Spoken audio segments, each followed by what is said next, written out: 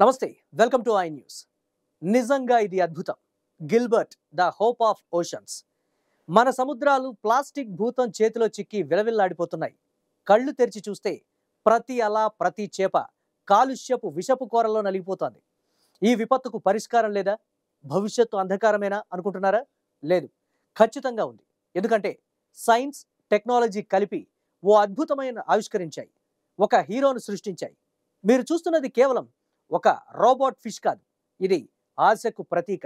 సముద్రాల సంరక్షణకు ఓ కొత్త అధ్యాయం. యూకే శాస్త్రవేత్తలు సృష్టించిన ఈ విప్లవాత్మక ఆవిష్కరణ గిల్బర్ట్. సాల్మన్ చేప పరిమాణంలో నొప్పలతో కూడిన ఓ యంత్రం.